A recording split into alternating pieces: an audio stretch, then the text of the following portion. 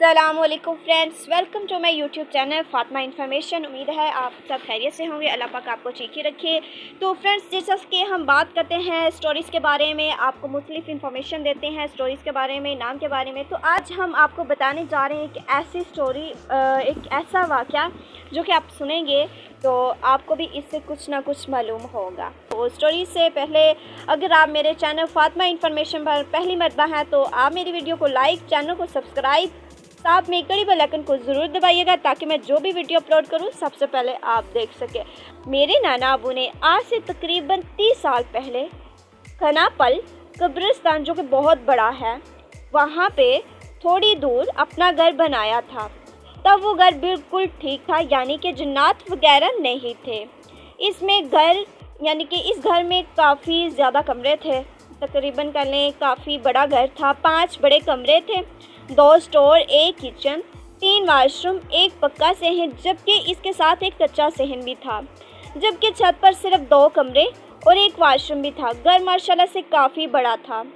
जब घर को बने 4 साल हो गए तो नाना अबू ने कच्चे सहन में एक कुआं खुदवाया, लेकिन कुछ अरसे बाद पानी सूख गया। तब नाना अबू ने कुआं बंद करवा दिया था, लेकिन कुआं बंद करवाने के बाद से ही घर में जन्नात की मौजूदगी का एहसास होने लगा।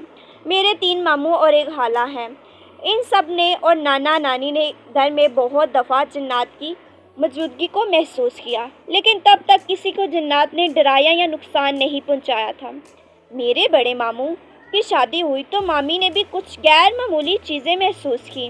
नाना अबू ने कुआं बंद करवा दिया। एक दिन मेरी नानी अम्मी ने एक कमरे में आटे की बोरी रखी। जैसे ही वो कमरे से बाहर निकली, वो आटे की बोरी खुद ब खुद कमरे के दरवाजे के पास आकर यानी कि पास आ गई। वो बोरी अपनी जगह से तकरीबन देखे 10 फुट दूरी पर जाकर मेरी नानी ने जब देखा तो वो डर गई, जबकि उन्होंने देखा कि वो बोरी को उसकी जगह पे रख के आई है और वो 10 फुट की दूरी पे आ गई है और बोरी जो है उनके पीछे आ गई है। मेरी नानी तो बहुत ज़्यादा डर गई थी, लेकिन फिर भी उन्होंने इस बोरी को वापस उसी जगह पे रख दिया। मेरी नानी अम्मी और नाना अबू दोनों गांव के रहने वाले थे। उन्होंने गांव में बहुत बार ना इस तरह के वाक़यात देखे थे, बहुत दफ़ा ऐसी चीज़ें होती देखी, तो उन्होंने ना इस चीज़ को यानी कि फॉलो नहीं किया, ध्यान में नहीं यानी कि सीरियस नहीं लिया, क्योंकि वो डरते नहीं थे इन चीज़ों। उनको पता था कि ऐसी चीज़ें होती रहती हैं गाँव में। इसके बाद घर के हर फर्द के साथ कोई ना कोई वाक़या होता रहा। मेरे बड़े मामू और मामी छत पर रहते थे। एक दिन मेरे छोटे मामू ने मामी को डराने के लिए दूर से छोटा भालू मारा। वो मामी के पाँव पर लगा, लेकिन मामी कुछ कहे बगैर ही कमरे में चली गई। मामू सीढ़ी से उतरने लगे तो देखा कि मामी नीचे से ऊपर आ रही थी। मामू डर गए और मामी को बताया कि अभी वहाँ उन्होंने कुछ यानी कि किसी को भालू मारा था। मामी मामू के साथ कमरे में जाकर देखा, यानी कि मामी मामू के साथ जब कमरे में गई ना तो उन्होंने देखा कि वहाँ कोई नहीं था, लेकिन वो भालू वहीं पर पड़ा हुआ था। मामू बताते हैं कि इस रात वो सो नहीं सके क्योंकि कोई चीज़ बार बार इनके पाँव पर लगती। वो उठकर देखते तो कोई भी ना थी, यानी कि बार बार उनके पाँव पर लगती थी। जब वो उठते थे, ध्यान करते थे, तो कोई चीज़ भी नहीं होती थी वहाँ।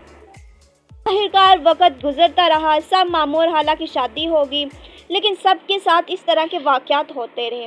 कज़न लोगों ने भी बहुत बार स्टोर के साथ वाले कमरे में किसी औरत को देखा जिसने एक छोटे बच्चे को उठा रखा हुआ था।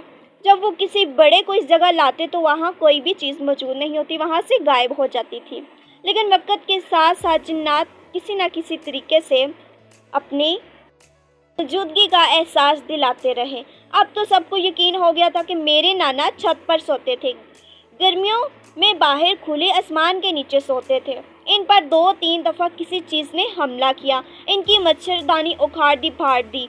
नाना चारपाई की एक तरफ कुल्हाड़ी रखते थे, फ़ौरन आयतल कुर्सी पढ़ते थे, कुल्हाड़ी उठाते, लेकिन हर दफ़ा वो देखते कि वो चीज़ जो साए की सूरत में उनके सामने आती थी, वो चीज़ें फ़ौरन घर के पीछे बाग में छलांग मार देती थी।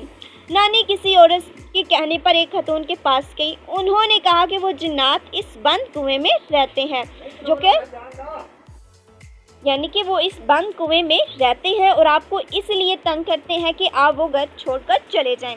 नाना अब और नानी अम्मी ने फैसला किया कि वो घर बेच देंगे। जब घर बेचने की बात सबको बता दी, इसके बाद रात को साफ नज़र आता कि छत पर बने कमरे की छत पर कोई बैठा है। इस बात की तस्दीक साथ मौजूद जो दूसरे घर वाले थे ना, साथ में जिनका घर था, वो भी कहते थे कि आपकी छत पर एक औरत बैठती है, कोई औरत बैठती है और तहज्जुद के वक़्त हम सब ने इसको देखा है।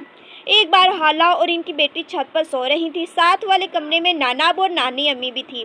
हाला वॉशरूम जाने के लिए उठी। जैसे ही वो कमरे से बाहर निकली, उन्होंने देखा कि छत पर किसी के पाँव नज़र आए, वो भी लटके हुए। वो आयतल कुर्सी पढ़ने लगी और नानी अम्मी को जगाया।